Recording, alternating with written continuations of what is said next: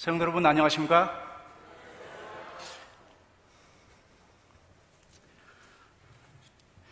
예전에 안실학교 시간에 한 25분 정도 재림교회사 그리고 이 본부교회에 대해서 제가 좀 시간을 썼습니다. 그때 쓴 시간 부분은 좀 피하고 거기서 한 발자국만 더 좀 들어가겠습니다.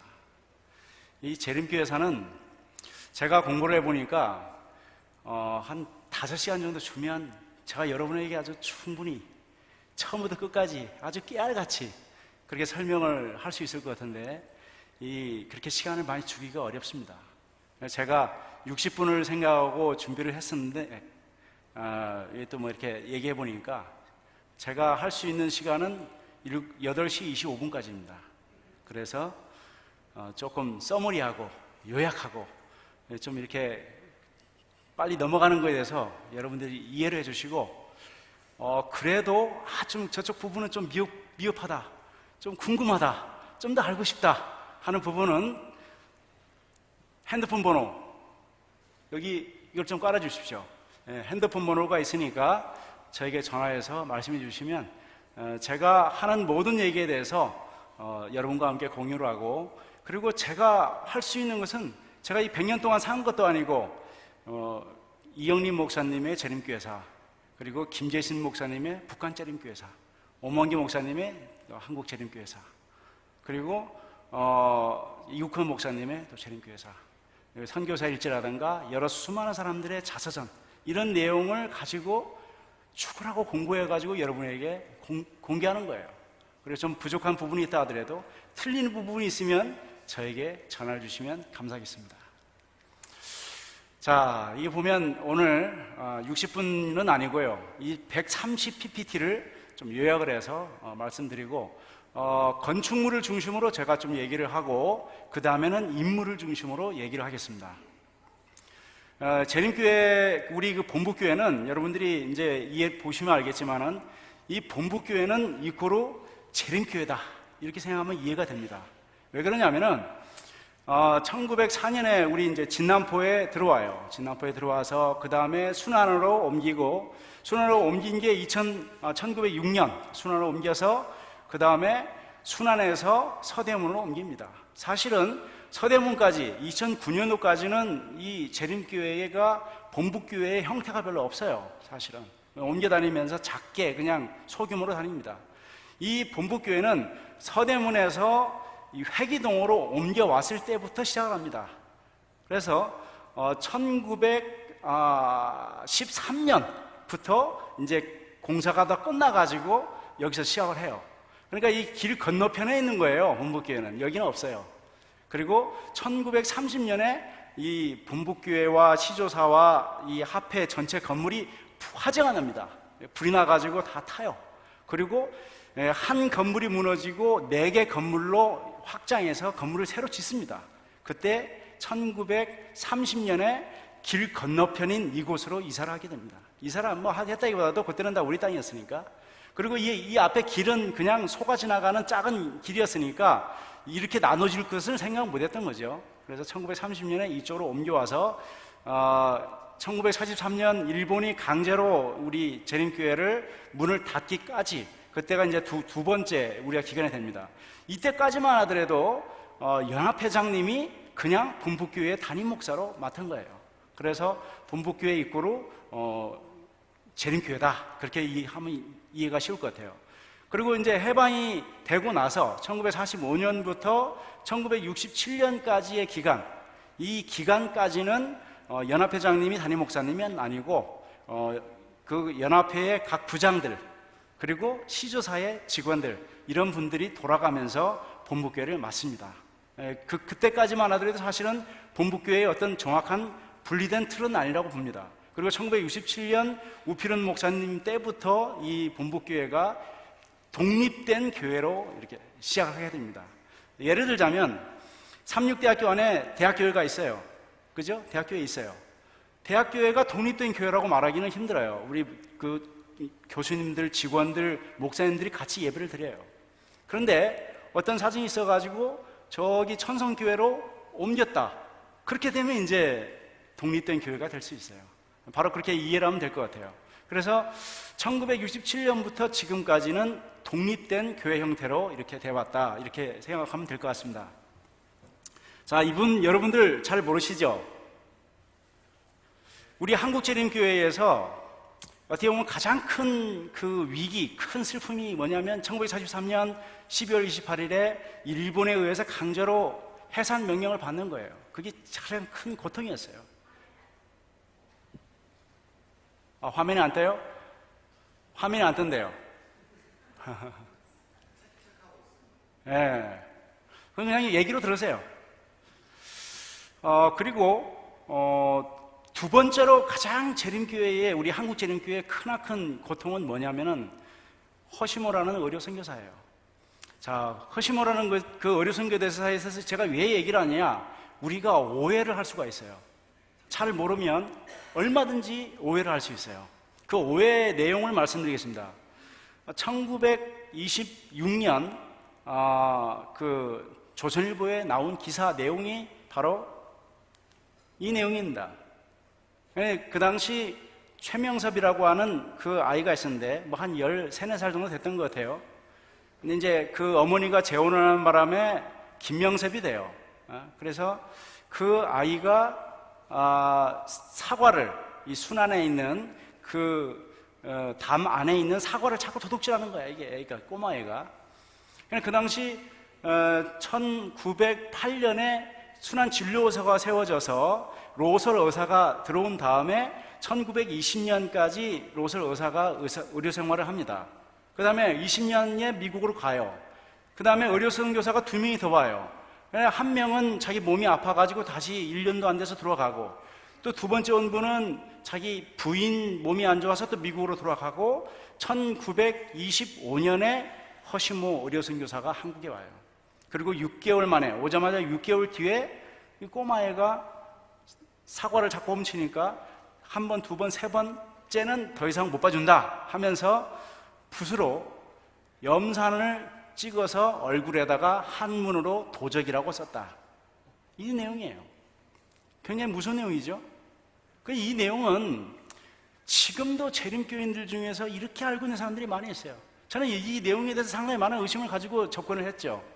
왜냐하면 이 허시모라는 의료 선교사는 미국 포틀랜드 의대를 나와가지고, 포틀랜드, 미국 위생병원이에요. 거기서 의료 생활을 열심히 했던 독일인 출신의 굉장히 훌륭한 의료 선교사입니다. 그리고 그 당시 태평양을 건너서 한 달 동안 배를 타고 목숨을 걸고 한국에 와서, 그리고 의료 선교사 그 당시는 월급이 없었어요. 자기가 벌어서 자기가 살아야 돼요. 그런 어려운 상황, 또 특히 기차를 타고 오는 동안에 평양 쪽에서 어떤 젊은이가 자살하려고 기차에게 뛰어들어가지고 팔다리가 잘렸는데 온몸에 피투성이가 되면서 그 청년을 꿰매가지고 구해줘요, 허시모가. 이런 훌륭한 의료 선교사가 사과 몇 개를 훔쳤다고 이렇게 했다. 이 정말 이해하기가 힘든 일이었어요. 사실 이 부분은 이건화 박사라고 이제 위생병원에서 8년간 의료 생활을 했던 이건화 그 위생병원장이 2003년에 그 자서전을 씁니다. 그 자서전에 나온 내용을 제가 여러분에게 말씀드리자면, 1958년에 그 미국에서 그 대총회, 그 총회가 있었어요. 총회에 우리 한국에서 3명이 참석을 합니다. 김규영 목사님, 이건화 박사님, 그 다음에 한 명이 기억이 안 납니다. 뭐 책에 나와 있는 제가 다 기억할 수는 없으니까. 그래서 3명이 참석을 했는데, 이건화 박사님이 그때 허시모 의료 선교사를 만나요. 이걸 물어봐요. 어떻게 된 거냐? 그러니까 허시모 그 의료 선교사가 뭐라고 그러냐면, 1926년에 신문에 터졌을 때까지도 나는 사실은 그 김명섭이라는 애는 본 적도 없다. 왜 그러냐? 그 당시에는 첫째, 미국과 일본이 대치 상태에 있고 전쟁하고 있는 상태였고, 일본 입장에서는 어떻게든지 미국에 대해서 나쁜 감정을 한국 사람들에게 심어줘야 돼요. 그래서 이 사건을 정치적으로 이용할 필요가 있었고, 두 번째는 다른 개신교도들이 재림교회에 대해서 이미지가 안 좋았어요, 사실은. 어떻게 보면 뭐, 이 침례교나 장로교나 감리교나 이렇게 교인을 이렇게 빼가는 경우가 우리가 많다 보니까 그 감정이 있어가지고 이게 합쳐져가지고 하여간 이 사건이 터졌을 때, 이 사건은 사실은 임기반 그 장로의 둘째 딸이 임신일이라고 그 간호사 생활을 했던, 순환진료소에서 간호사 생활을 했던 그 독립군의 딸이 있었어요. 그 딸이 사실은 다 이렇게 한 거예요, 사실은. 그런데 마치 이 순환진료소를 둘러싸고 매일 돌을 던지고 죽일 것 같이 하니까 이 의료 선교사가 다 내가 했다, 싹 다 내가 했다 하고 자기가 덮어쓰고 자기는 그냥 추방으로 해서 자기만 이 한국을 떠나면 아무 일이 없을 거라고 생각으로 그렇게 한 거예요. 이 허시모 의료선교사의 위대한 것은 뭐냐면 그렇게 한국을 떠났지만은 그 유재한 박사처럼 평생 의료선교사의 삶을 살아요. 정말 위대한 사람이에요. 하지만 이런 내용을 재림교인들도 잘 모르다 보니까 이걸 오해를 해가지고 지금까지도 여러분 허시모라고 그 스마트폰에 검색하면 이 내용이 나와요. 지금까지도 다 몰라요. 이게 바로 오해입니다. 여러분들이 뭐 어떤 기사나 어떤 뭐 신문의 내용, 뭐 어떤 인터넷에 나와 있는 모든 내용에 대해서 여러분들이 정확하게 이건 확신하고 판단하더라도 항상 겸손하게 역사적인 내용을 접근을 해야 된다. 이게 바로 이 역사적인 내용의 교훈이라고 저는 생각합니다.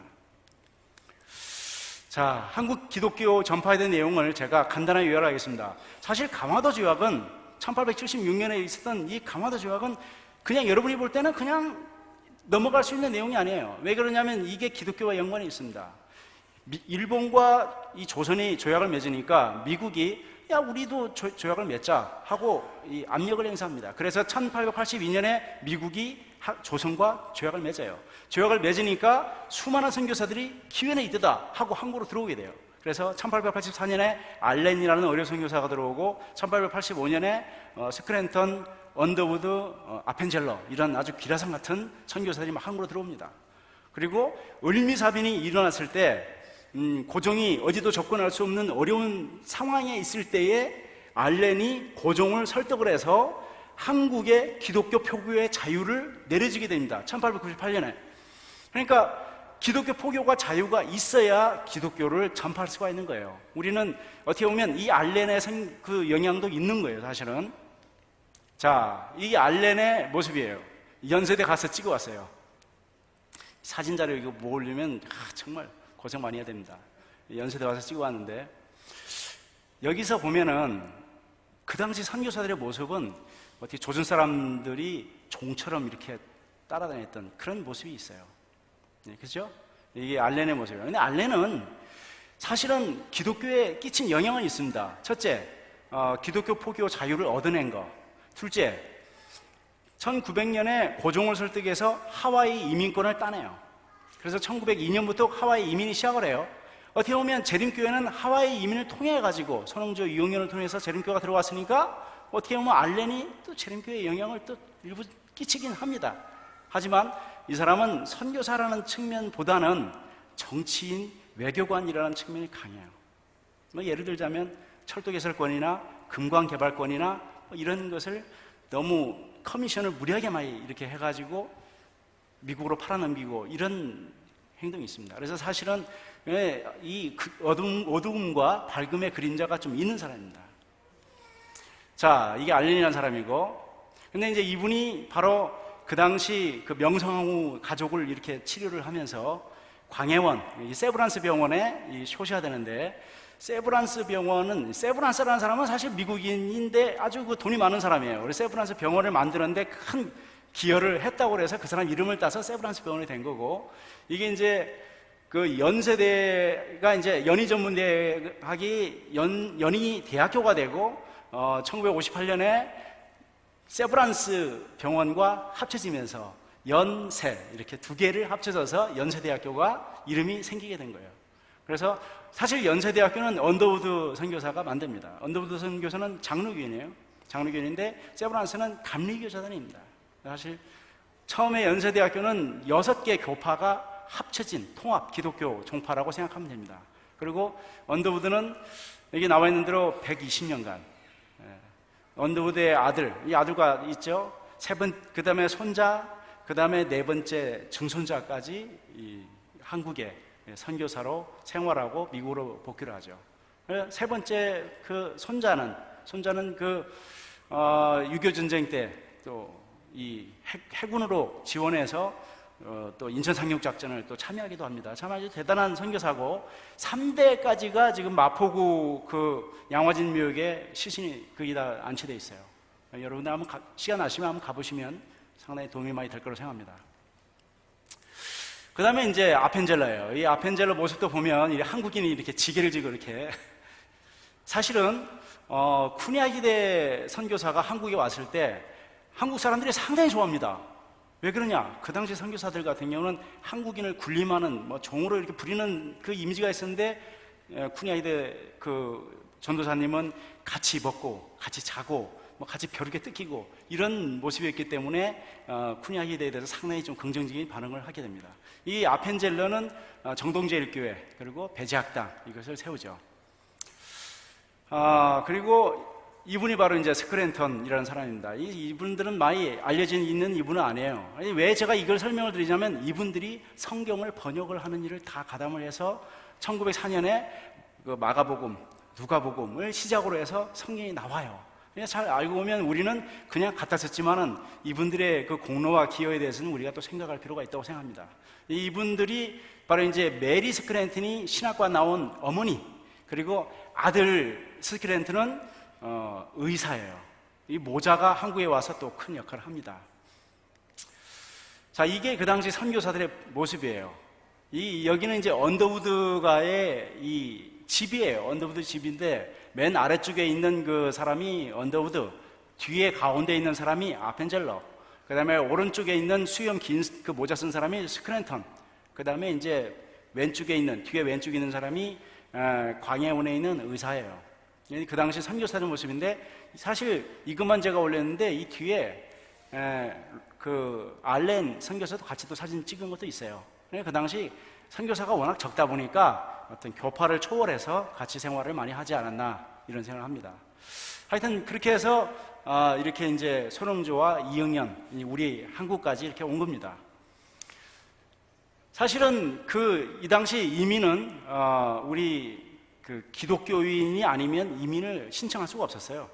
그래서 손흥조와 이영현이 쿠니아히데에게 전도를 받아가지고 이륙이 됐어요. 이륙이 됐는데 이륙에 그 이민 그 고베에서 일요일 예배를 드려야 돼요. 예배를 드려야 되는데 손흥조와 이영현이 안 나온 거예요. 왜냐? 나는 토요일에 우리 예배를 봐야지 왜 일요일에 예배를 보냐? 이미 전도가 된 거예요. 두 명이 안 나온 거예요. 그러니까 그걸 이민선을 지휘했던 그 장로교 목사님이 아주 난리가 났어요. 이 두 명 다 빠졌다고 난리가 났어요. 그래서 찾아보니까 그 얘기를 하는 거예요. 토요일에 왜 그 교회 가야지 왜 일요일에 교회 가느냐? 그러니까 장로님이 그걸 반박을 못해요. 그래 반박을 못해가지고 이걸 누구한테 물어봐야 돼? 찾다가 임기반 장로님을 찾아가요. 왜냐하면 임기반 장로님이 그 당시 여권 수속이라든가 이런 업무를 다 했기 때문에, 그리고 장로교 그 당시 또 이렇게 세례도 받고 또 전도사 역할도 받고 그래서 임기반이 찾아가요. 임기반 장로한테 물어보니까 임기반 장로는 잘 몰라요. 그래서 임기반 장로 주장이 이스라엘의 토요일이니까 이렇게 지구가 자전하니까 그 다음에 일요일 아니냐 이제 이런 얘기를 하니까 그 장로님이 참 말도 안 되는 소리 한다고 하면서 가죠.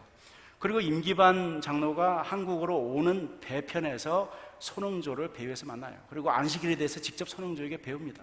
그때 임기반 장로의 충격은 대단했죠. 그 당시가 한 35살, 36살 그 당시 나이대. 그런데 임기반의 그런 강력한 노력으로 한국 재림교회가 상당히 지금까지 번창이 됩니다. 사실은 손흥조 같은 경우는 부산, 대구, 안동, 동래교회 이런 지방에 영향을 많이 끼쳤지만 아쉽게도 미국과 연결을 못해요. 헌금 월급도 없고 성경도 없고 교회도 없고 아무것도 없어요. 혼자 하는 게 한계가 있잖아요. 그러니까 하다 보니까 이제 나중에 교회를 떠나게 돼요. 나중에 선교사들이 찾아가서 다시 재침례 받고 평생 문서전도 하다가 돌아가세요. 아쉬운 것은 지금으로부터 한 40년 전에 그 손흥조 후손을 대구중앙교회에서 만났어요. 그래서 전도를 계속 하다가 대구중앙교회 근처에 있는 분인데 그 손자, 증손자쯤 되는 사람들을 계속 전도를 하다가 재개발되는 바람에 그분들의 연락을 놓쳤어요. 그래서 손흥조는 사실 알고 보면 지금 현재 재림교회 역사 속에서는 후손들의 그 족적을 아직까지 발견을 못하고 있는 상태입니다. 그리고 이제 임기반 장로님 같은 경우는 독립군이었기 때문에 이제 안창호 선생보다 8살이 많고, 그래서 독립군이었기 때문에 그 기반이 아주 탄탄했어요. 그래서 그 기반을 활용하는 데에 이 재림교회를 확산시키는 데에 이 독립군 기반을 활용하게 됩니다. 그러다 보니까 재림교회가 상당히 뜨겁게 그 당시 번창할 수가 있었어요. 하지만 여러분들이 그 초창기에 이 부분을 하나 이해를 했으면 좋겠어요. 어떤 부분이냐면 1904년에 재림교회가 들어와서 1921년까지 이 한 17년 되는 기간 동안에 한국인으로서 목회자 안수를 받는 사람은 5명입니다. 예를 들어서 1915년에 이근옥 정문국 목사님이 안수를 받아요. 이게 우리 조선인 최초의 목사님이에요. 그리고 1917년에 김규엽 목사님이 안수를 받습니다. 이 세 번째 3명.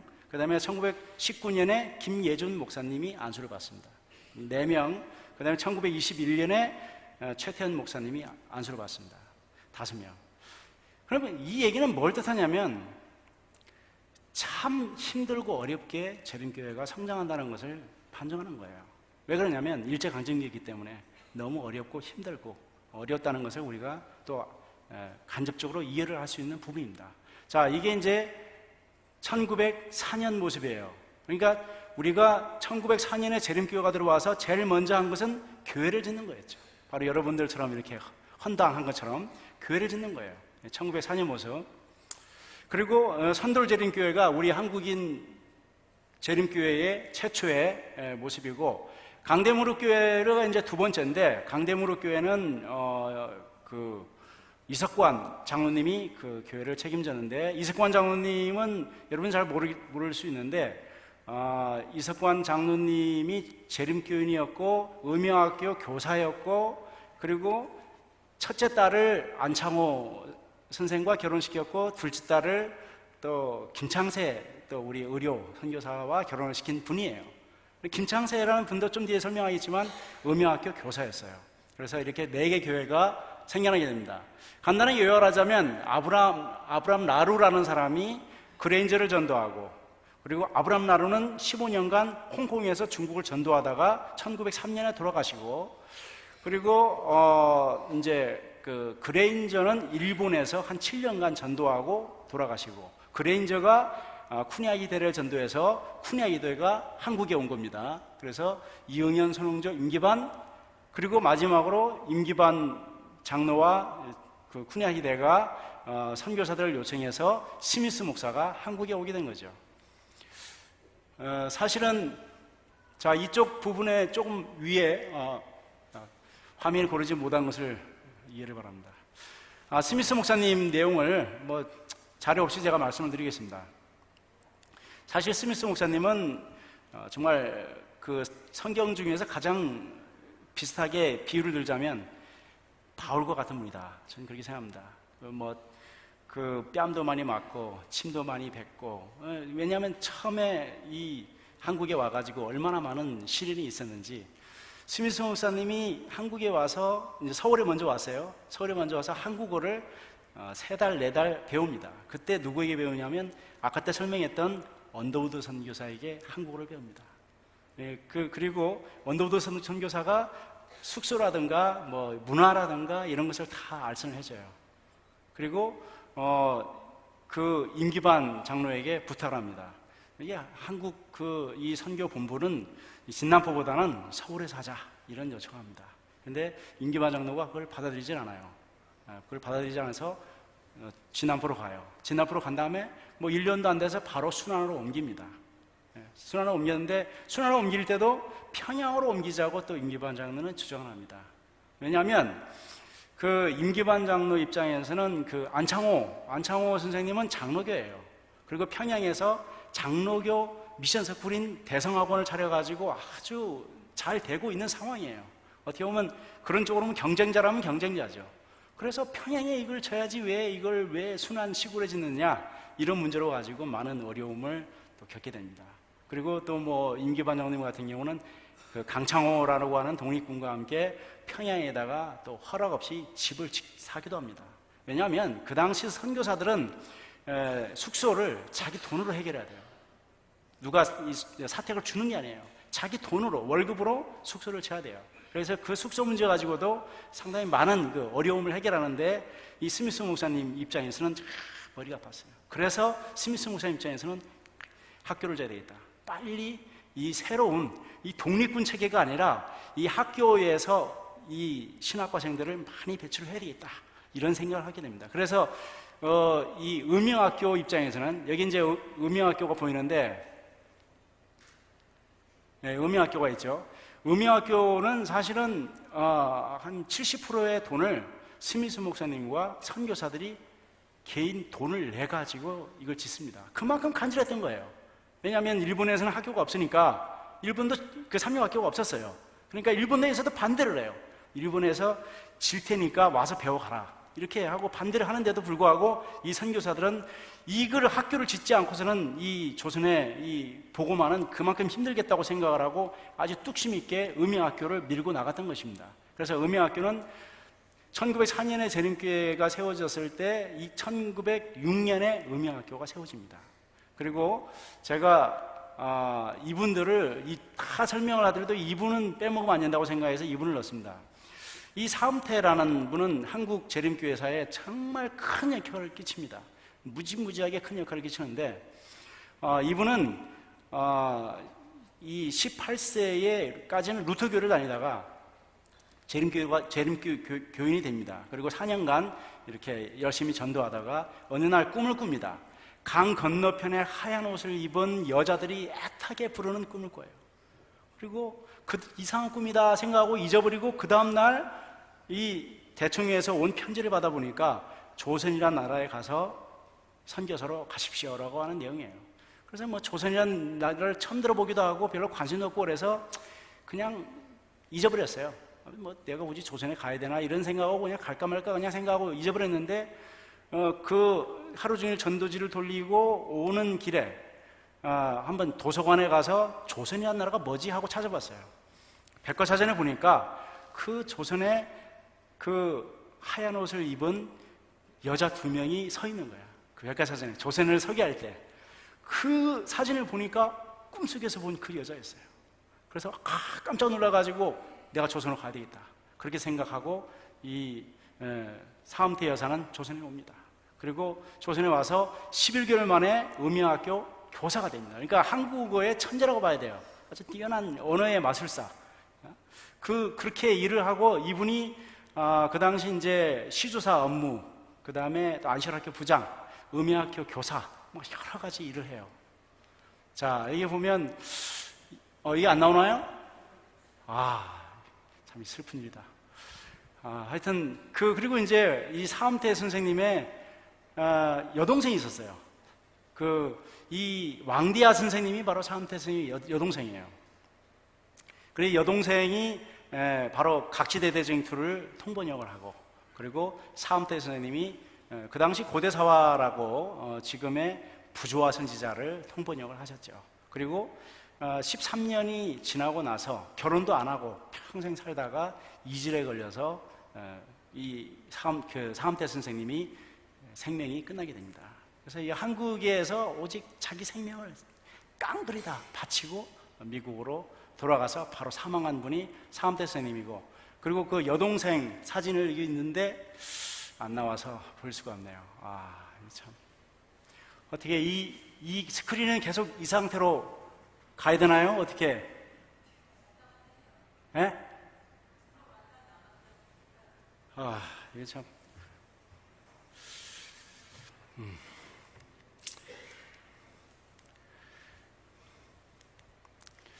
이게 스크린, 이 재림교회에 사는 사진을 여러분들에게 보여줘야 되는데 사진이 안 나오면 제가 말로 하는 게 이게 한계가 있을 텐데, 참. 그러면 하여튼 뭐 안 나오니까 뭐 될 때까지 최선을 다해서 말씀을 드리겠습니다. 1907년에 우리 이제 그 음영학교가 그 당시에 이제 아직 활성화가 안 됐으니까 일본으로 2명의 이 재림교인을 보냅니다. 일본에 가서 시조 만드는 출판, 언론 기술을 배워와라. 그리고 영어를 배워와라. 이런 내용으로 2명을 보내요. 그 2명 중에 첫째가 김규혁 목사님이에요. 김규혁. 둘째가 김승원이라고 하는 분이었어요. 김성원. 맞아요. 네. 김성원. 근데 이 두 분이 이제 일본에 갔는데, 이 김성원이라는 분은 시조를 만드는 그 인쇄 기술을 배워오고, 그리고 이 김성원이라는 분이 자기 아들 15살 되는 소년을 하나 데려가요. 장남을 데려가요. 그 아들이 바로 김창세예요. 김창세. 그래서 거기서 속성영어학원에서 2년간 빡시게 영어를 배워와요. 그리고 1909년에 와서 로설 의사의 세크레터리가 되면서 통역을 합니다. 그리고 의료 기술도 배워요. 그래서 사실 김창세는 사실 그분이 그 영어도 잘했지, 일본어는 말할 것도 없고 중국어를 또 잘했어요. 그래서 지금으로 말하자면 상당히 능력 있는 사람이었어요. 그리고 1916년에 연세대교 세브란스 그 의대를 나와요. 그래서 저는 졸업을 못한 줄 아는데 박물관 가서 물어보니까 졸업을 했다고 얘기하더라고요. 그리고 여기 연세대 박물관에 구석에 처박혀 있는 패널을 제가 찍어왔어요. 이게 보니까 이게 여기 오른쪽에 이 세 번째 김창세라고 나와 있죠. 왜냐하면 이 후손들이 위생병원에도 1억 넘는 그 돈을 기부를 했지만 연세대학교에도 상당히 기부를 많이 했어요. 그러니까 또 박물관에서 이렇게 또 만들어줘야죠. 그냥 아쉽게도 1934년 41세 나이로 사망합니다. 재림교인으로서는 굉장히 큰, 아주 너무 아까운 인재를 그때 놓친 거죠. 자, 그래서 1904년에 재림교회가 들어왔고, 1906년에 의명학교가 들어왔고, 1908년에 진료소, 병원이 들어왔고, 1910년에 바로 시조가 들어옵니다. 그래서 시조가 처음에 1910년 9월 달에 말세 복음보라는 이름으로 책이 나와요.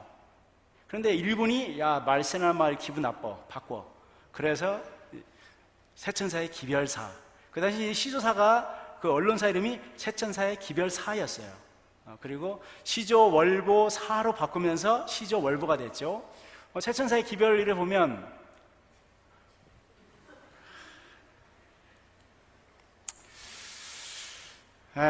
하여튼 좋은 내용이 많이 들어가 있었죠. 그리고 이제 그 시조월보에 처음으로 나온 그 시조월보 내용을 보면 이렇게 만리장성 같은 게 하나 딱 있어요. 이제 그 내용이 뭐냐면 표지예요. 만리장성이 하나 딱 있어요. 저는 그걸 보고 이게 뭐야? 잘 모르잖아요. 그런데 이렇게 보니까 그 티벳 쪽에 아동성을 찍은 거예요. 근데 그 아동성이 화산 지역이다 보니까 그 온천이 발달했고, 웬만한 병은 그 온천에 가면 다 치료가 되는 아주 유명한 곳을 사진을 찍은 거예요. 그래서 이 세상에 있는 육신적인 병은 다 거기 가면 다 온천탕에 들어가다 나오면 다 낫는다고 하는데, 우리 마음속에 있는 이 죄악된 이 마음속에 있는 이 병은 오직 보혈의 셈인 예수님에게 다가가야지만이 회복이 된다. 이런 내용이에요. 참 굉장히 은혜로운 그런 그 시조사파였어요. 하여튼 아쉽지만은 안 나오니까 패스하도록 하겠습니다. 이 시조와 관련된 이 모든 내용은 사실은 우리가 일제강점기 동안의 시조는 우리에게 남아있는 게 한 군데 없어요. 다 어디로 개념 없이 그냥 다 잃어버리고, 그 시조가 하와이와 미국 그 박물관에 다 있는 거예요. 그래서 디지털 카메라가 나오자마자 김재신 목사님이 달려가서 자기 사비를 내고 달려가서 그걸 다 디지털 카메라로 찍어가지고 박물관에 기증한 거예요. 그래서 그걸 박물관에서 이렇게 포토샵으로 펴는 작업을 해가지고 여러분에게 이제 일부를 보여드리려고 했는데, 좀 관계가 안 좋아서. 근데 사실 김재신 목사님이 제가 우리 그 역사적인 부분과 대화를 할 때 가장 이 암기력이 뛰어난 분이 그분이 아닌가 저는 그렇게 생각을 해요. 근데 이제 사실 여기 본부교회 자료를 준비하려고 제가 전화를 몇 번 드리고 방문하려고 했는데 김재신 목사님도 건강이 너무 안 좋아서 뭐 지금 생활이 힘들고, 그리고 그 옆에서 헬퍼했던 사모님까지도 건강이 너무 안 좋아서 제가 방문할 수가 없었어요. 참 아쉬운 부분입니다. 이게 사실 이게 이제 우리 시조 잡지 안에 그 경성요양병원이라고, 위생병원의 옛날 이름이 경성요양병원이에요. 경성요양병원의 안내도를 들어갔던 부분이 있었는데 그것을 여러분들에게 보여드릴 수가 없는 것이, 그리고 이 시조는요 광고도 많이 들어갔어요. 그 당시. 지금은 시조 안에 광고 안 들어가 있죠, 그죠? 근데 그 당시 막 유언양행 뭐 이렇게 광고가 들어가 있어요. 막 이렇게 시조 안에 광고 내용도 제가 몇 개 가지고 왔는데 보여드릴 수가 없습니다. 그리고 이제 1909년에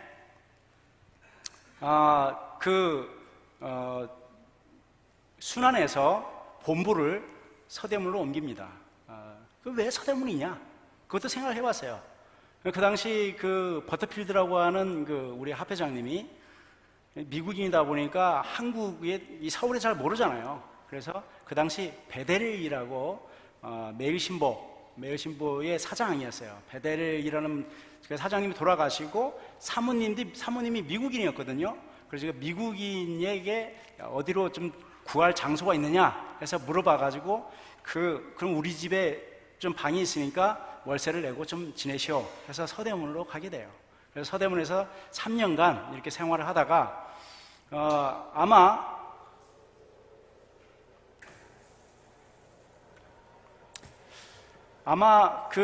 이 3년간 이 여러 가지로 아마 서울 시내를 돌아다니면서 어디가 좋을까 고민했을 거예요. 저는 궁금한 게 왜 회기동인가? 왜 회기동인가? 사람 수많은 지역이 있는데 왜 회기동인가? 그런 걸 고민했어요, 사실은. 근데 이제 재림교회에 나와 있는 것은 뭐 김재관 씨로부터 얼마에 샀다, 뭐 그 내용 외에는 특별한 내용이 없어서 그냥 뭐 회기동 뭐 부분에 우리가 1912년에 회기동으로 와서 건축을 해서 1913년 1월부터 여기에 교회를 이제 짓고 생활하게 된 겁니다. 이게 이제 서대문에 있는 모습이고요. 자, 이게 이제 바로 그 당시 건축을 했을 때 모습이에요. 회기동을 1912년 7월 10일에 구입을 해서 1913년에 본부교회를 헌당식을 가집니다. 여기 보면 여기가 바로 그 당시 1층, 2층인데 1층은 합회 건물, 시조사 건물 이렇게 사용하고, 여기 2층에 본부교회 예배당과 시조사에서 출판한 뭐 좀 창고, 뭐 책 좀 이렇게 정리하고 이런 것을 했어요. 그 당시 모습이고요.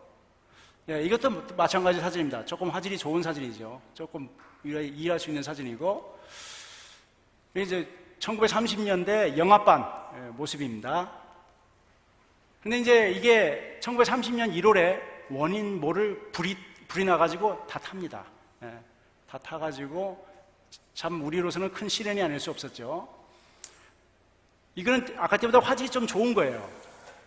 이게 보면 경찰이 왔다 갔다 하고 있어요. 불난 것을 가지고 이제 이렇게 좀 보고 있습니다. 그리고 시조 표지입니다. 이거는 불났을 때 1930년 2월 달에 시조 표지를 제가 스크랩한 거예요. 당연히 시조에서도 불이 나서 외관과 내관이 이렇게 불이 탔다, 이런 내용을 시조에 나옵니다. 그리고 그 건축을 위해서 돈을 모읍니다. 지금은 여러분들이 여기 있는 여러분들이 모든 돈을 다 투자해가지고 여기 이 위대한 이 건물을 졌지만은, 이 당시는 본부교회를 이 원동지회, 뭐 미국 시조사 합회, 뭐 여러 사람들이 돈을 모아서 건물을 짓습니다. 이 안에 4개 건물을 지으면서 이 본부교회도 들어가 있었던 겁니다. 이게 본부교회 짓는 모습이에요. 이 기초를 잡고 여기 건물을 짓고 있어요. 그리고 이 할아버지 같이 생긴 분이 그 공사 현장에 나와요. 제 추측입니다, 사실은. 이분은 이 공사와 어떤 연관이 있는데 누군지 모르겠어요. 예, 이 얼굴을 자세히 보면 이 가운데 있는 분하고 또 닮았어요. 그래서 공사 마치고 나서 여기 앞에서 기념식으로 찍은 것 같은데 저도 잘 모르겠습니다, 사실은. 예. 그래서 여기 이제 건물이 완성됐어요. 완성됐고 여기서 지금 시조사 위치에서 찍은 거예요. 여기 약간 이게 폐기물 비슷한 게 쌓여 있는 거 보니까 이게 공사 완료된 지 얼마 안 됐을 때 찍은 사진 같아요. 예. 그리고 재미난 것은 해방 이후에 여기 지금 이 앞에 이 모습이 뭐 몇 미터 앞으로 쭉 더 나옵니다. 리모델링 했다는 거예요. 그래서 아마 여기 있는 분 대부분이 이 앞에 이 모습에 대해서 좀 이해가 안 될 수도 있어요. 왜냐? 리모델링 전의 모습이니까. 그래서 이런 사진이 많이 있습니다. 그리고 이게 이제 항공사진입니다. 여기가 본북교회 이렇게 십자가 항공사진인데 여기가 불나기 전에 여기 있었을 거예요. 본북교회가. 여기 그 다음에 불난 이후에 이 길을 건너서 여기로 옮겨온 거죠. 여기가 청량리 방향, 여기가 외대역 방향. 그래서 위에서 보니까 십자가 모양으로 이렇게 지어진 모습입니다. 그러니까 열로 더 나온 거죠, 열로. 여기 개축, 더 증축 공사를 해서, 공사를 해서 앞으로 나온 거죠. 예, 이것도 그냥 넘어가고. 여기는 이제 위생병원, 이게 모습이 살짝 보이고, 넘어가겠습니다. 사실은 이 본북교회의 모습은 그 당시에 이제 이 연합회에서 하는 모든 활동들이 본북교회에서 이루어져요. 그래서 여기서 관련된 사진이 엄청나게 많습니다. 이 건물을 배경으로 찍은 사진이 많습니다. 이 최태현 목사님이 송별 기념식을 찍은 사진, 그 다음에 여기 의용 선교라고 중고등학생 학생들에게 생존기 접기, 웅변 여러 가지 가르치면서 전도를 했던 그런 기념식을 또 이렇게 하고, 그 다음에 중선합회, 중선대회는 경기, 충청, 강원 일부 이렇게 기념식으로 합니다. 이게 여러분들은 사진은 잘 안 보이니까 건물을 중심으로 좀 많이 보시면 될 것 같아요. 건물이 어떻게 변했나 이렇게 이러면 되고, 그리고 어린이 성경학교 기념사진. 이거는 무슨 사진인지 모르겠어요. 자전거도 있고, 제 개인 생각인데 이 사업 도구가 많이 있는 거 보니까 이 본부교회 앞에 이게 무슨 이게 바닥 공사 작업하고 기념으로 찍지 않았나 이런 생각을 제가 해봅니다. 예, 그리고 조선대, 이건 이제 여러분 목회실에 있는 사진입니다. 물론 저도 갖고 있긴 했었는데 목회실에 있는 이 사진이에요. 예, 그리고 왕대학, 그 다음에 여기 유재한 박사님, 그 다음에 이 태비수 송별 기념, 또 이렇게 사역자 양성소 졸업 기념. 사실 1938년대는 우리가 2차 세계대전이 1939년에 일어나기 때문에 거의 신학과 활동이라든가 교회 활동이라든가 이런 게 아주 많이 힘들었다고 생각하면 됩니다. 예. 그리고 문서전도 수양, 이게 이 모양, 이 앞에서 이렇게 비스듬히 찍은 모습이 보이고, 그리고 시조 창간 30주년 기념. 얼굴이 별로 안 나오니까 그냥 건물 위주로 보시기 바랍니다. 결혼식도 많이 했습니다. 이 결혼식이 이게 남자 신랑, 이렇게 신랑 신부가 있는데 여자 5, 남자 5 이렇게 이 짝을 맞춰가지고 이렇게 한 모습이 흥미롭죠. 여기도 마찬가지로 남자 여자 이렇게 짝을 맞춰가지고 이렇게 있고, 이 사실은 여기서 결혼 사진을 찍을 정도면 상당한 재림교인입니다. 그렇게 이해를 하시면 될 것 같아요. 그리고 이제 이거는 바로 이제 우리 최태현 목사님이 어떻게 보면 최태현 목사님이 마지막으로 찍은 사진이에요. 이게 최태현 목사님이 연합회장이 될 때 찍은 사진, 1941년에 찍은 사진입니다. 그래서 이제 교회를 강제로 해산이 됩니다. 그죠? 일본에 의해서 1943년 12월 28일에 해산이 되고 하루 뒤인 12월 29일에 성결교가 해산이 됩니다. 그 다음에 5개월 뒤에는 장로교가 해산이 되고 그냥 다 해산이 돼요. 결과적으로는 일본에 의해서 그렇게 됩니다. 사실 1943년에 최태현 목사님이 돌아가시는데 1942년에는 일본에서 대대적인 또 재림교인 목회자들이 숙청이 됩니다. 6개월 동안 교도소 생활을 하고 그 생활을 합니다. 사실 일본이 재림교회보다 우리 한국보다 먼저 해산이 돼요. 사실은 이것은 이제 최태원 목사님 가족 모습이에요. 최태원 목사님 가족이 아들이 3명인데 이게 최옥만, 최승만, 최희만, 그 다음에 딸이 5입니다.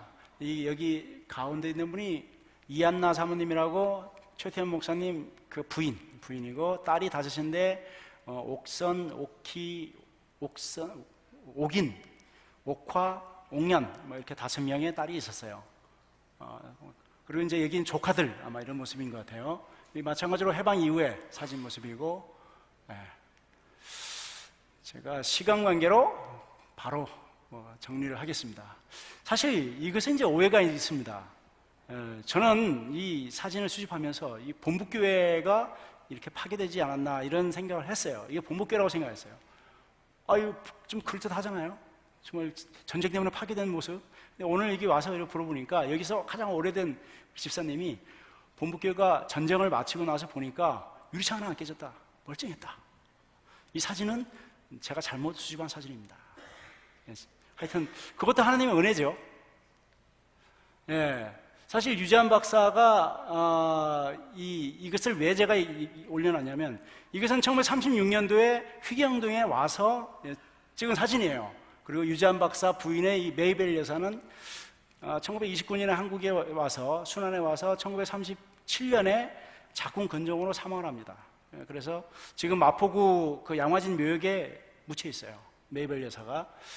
그런데 이 유재한 박사는 1.4후 때, 가장 중요한 내용은 1.4후 때 그 인천 앞바다에 메가더 장군에게 요청을 해가지고 LSD 그 탱크를 칠 수 있는 큰 배를 두 척을 인천 앞바다에 정박을 시킵니다. 그래서 그 당시 재림교인이 900명 외에 다 합쳐가지고 5,000명이라는 서울 시민과 관련된 인천, 수원, 용인 수많은 사람들을 성산포로 이주를 시킵니다. 피난을 시킵니다. 그게 이제 유재한 박사의 큰 역할이죠. 알고 보면 굉장히 큰 일이죠. 그래서 성산포로 이주를 한 다음에 성산포에 교회가 없잖아요. 그래서 교회 건축 모금을 했어요. 그냥 그 월세로 들어가려고 모금을 했어요. 20만 원을 향해서 모금을 했는데 받아보니까 40만 원이 들어온 거예요.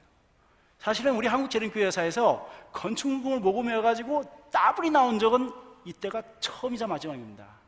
따블이 나와서 야, 우리가 진짜 차라리 진짜 그래서 짓는 겁니다. 이게 애들이 머리에 막 지면서 막 손과 이렇게 해서 교회를 져요. 그래서 이렇게 대단한 건물을 짓습니다. 사실은 왜 이걸 제가 여러분에게 보여주냐면, 이 성산포 교회를 지을 때에 돈이 들어가는 상당수의 돈을 본부교회에서 냅니다. 우리 선조들이 사실은 이 돈을 낸 거예요. 사실 우리에게는 의미가 있는 거예요. 안타깝게도 이제 해방이 되고 나니까, 전쟁이 마치고 나니까 제주도에서 나오잖아요. 그러다 보니까 이제 이 건물은 일반인에게 매각이 됐어요. 하지만 지금도 이 건물 그대로 있습니다. 성산포에 가시면 이 건물 한번 가보세요. 이 성산포 여기 있고 이 건물이 있습니다. 자, 지금부터는 이제 번개처럼 마치도록 하겠습니다. 비슷한 사진이니까. 제가 사실 자료조사하는데 박정희 장로님께 도움을 많이 받았습니다. 사실 우리가 이런 자료를 갖고 있기가 쉽지 않습니다.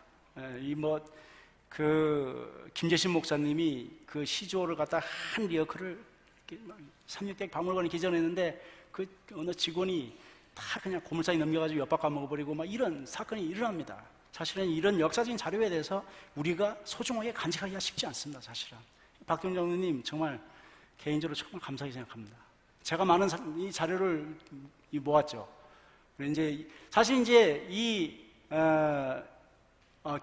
우리 이 본부교회는 1916년에 조직이 됩니다. 그 당시 버터필드, 그 다음에 이여식 집사가 조직을 해요. 그리고 이 당시는 이제 연합회장이 바로 본부교회 담임 목사였던 시절입니다. 그리고 여기 오병 목사님, 우국화, 원윤상 목사님. 그리고 이제 이 오병 목사님의 딸이 여기 있죠. 제넷 오벽 맥기라고 하는 이 딸이 또 지금 마찬가지로 양화진 그 마포구의 그 좀 안정돼 있어요. 같이. 이제 이분의 그 자녀가 부가태지회에 근무를 했던 것 같아요. 그래서 반은 화장을 해서 미국에 묻고 반은 여기다 묻고. 하지만 이분도 뭐 순환에서 태어나가지고 한국재림교회에 큰 역할을 같이 했죠. 사실 이 부분은 나중에 또 시간이 있으면 제가 또 말씀을 드리고, 이게 이제 그래서 1943년에 우리 재림교회가 문을 닫습니다. 사실 재림교회가 문을 닫으면서 재림교회의 건물들을 팔아가지고 목사님들께 1년치 급여를 주면서 은퇴 자금이라고 생각하고 급여를 줍니다. 그런데 두 명이 난 죽어도 못 받겠다. 내가 그걸 왜 받아야 되냐. 그리고 난 받을 수 없다라고 해서 안 받은 사람이 두 명 나와요. 첫째가 바로 이 오영선 목사님입니다. 이분은 그 고문을 통해 가지고 평생 이 한쪽 귀가 안 들리고 또 당뇨병으로 평생 고생을 하세요. 고문 위쪽으로 많은 고생을 하고 60살에 돌아가세요. 그러면서도 나는 재림교회 해산에 도장을 찍었다는 그 강박관념 속에서 돈을 거절합니다. 이분이 한 분 있었고, 그리고 한 분은 순환교회에 김덕순 전도사라는 분이 있었어요. 그분은 해방이 되고 나서 그 돈을 안 쓰고 가지고 있다가 해방되고 나니까 순환교회에 그냥 그대로 줬어요. 참 우리 선교사들 그리고 목사님들 중에 아주 훌륭한 분들이 상당히 많이 있습니다. 그리고 이제 이 사진은 뭐냐면, 원래 이 오영선 목사님은 1939년에 목사 안수를 받아요. 그런데 다시 재목사 안수를 받습니다. 바로 이제 그런 부분 때문에 자기 그 개인적인 어떤 스트레스와 딜레마 때문에 침례도 다시 받고 또 목사 안수도 다시 받는 사진이 1952년 이 사진이 있습니다. 사실은 우리가 해방되고 나서 우리가 재림교회에서 참 중요한 것은 뭐냐면, 해방되고 나니까 북한 쪽의 재림교인이 한 80% 정도 되고 남한 쪽의 재림교인이 20%밖에 안 돼요, 사실은.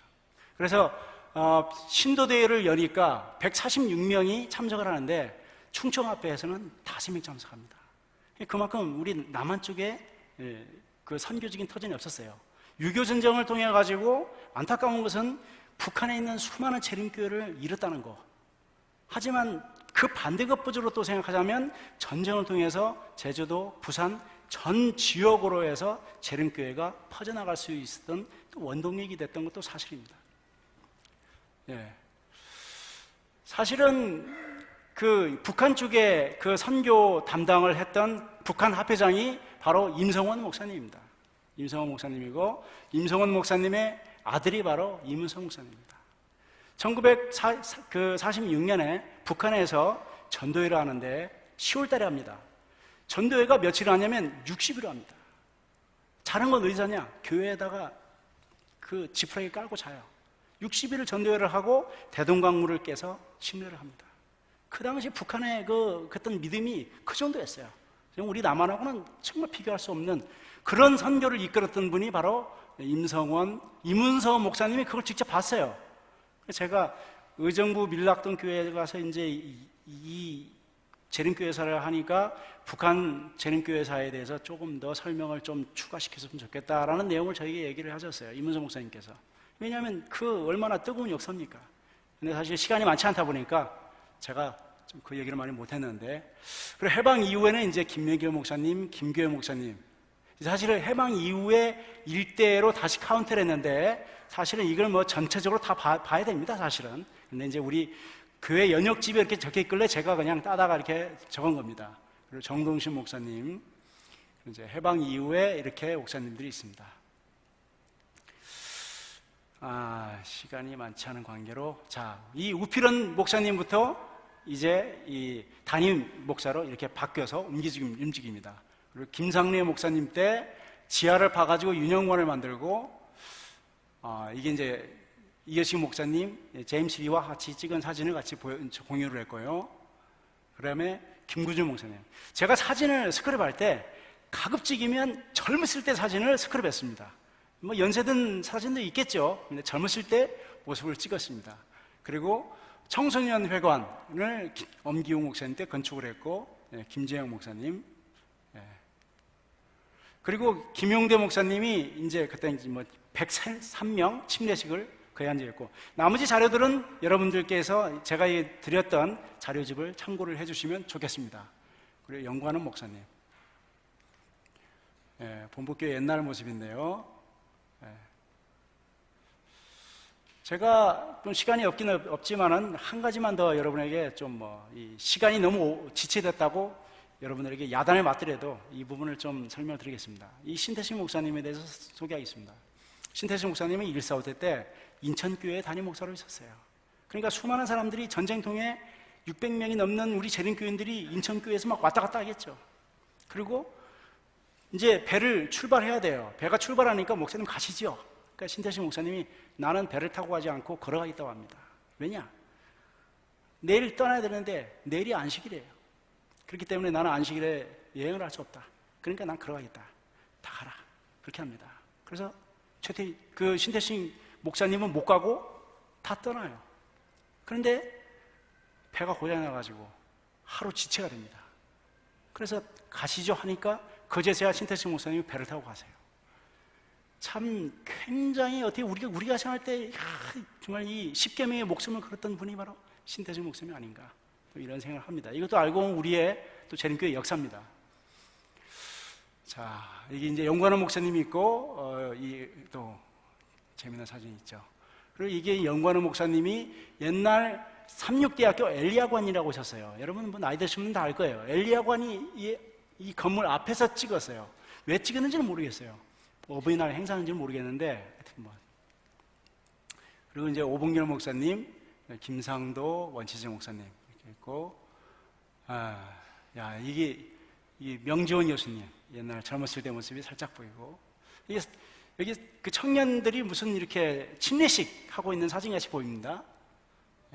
본부교회 옛날 뭐 여러분들이 이제 뭐 머릿속에 다 있는 모습이죠. 유월기 목사님 이 사진 아주 재미있는 사진이에요. 젊었을 때 사진이에요.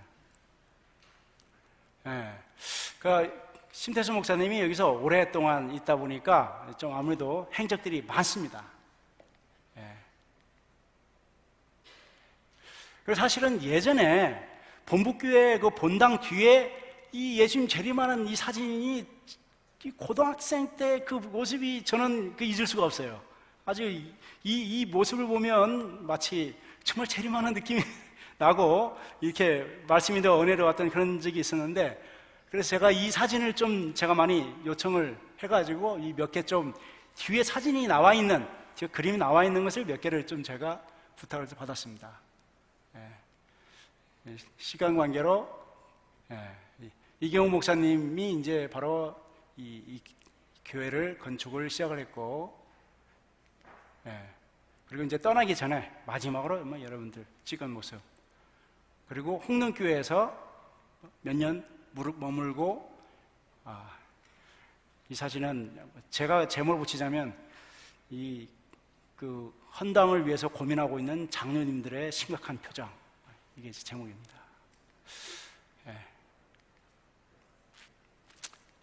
하여튼 뭐 10년 전에 제가 자료를 한번 모아봤는데 시간 관계로 이렇게 신양희 목사님 도전 골든벨 또 할 때 모습 좀 찍었고요.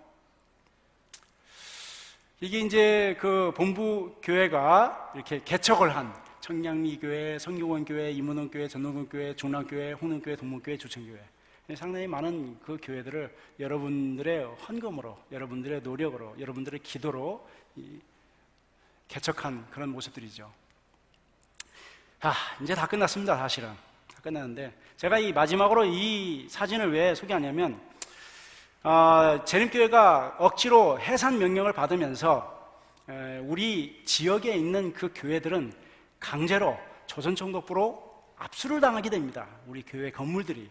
그때 바로 이진호, 그 당시 문서전도인이었어요. 이 이진호 문서전도인이 사실은 처갓집에 있었어요. 처갓집에 처가살이하고 있을 때인데 자기의 모든 재산을 팔아서 그 조선총독부에 대신 냅니다. 그리고 이 교회를 살립니다. 사실은 교회 하나를 살리기 위해서 내 전 재산을 다 바치는 경우는 이 재림교회에서 참으로 보기 드문 일입니다. 이분의 자녀가 이원우 그 교장선생님, 지금 평양학교 다니시죠?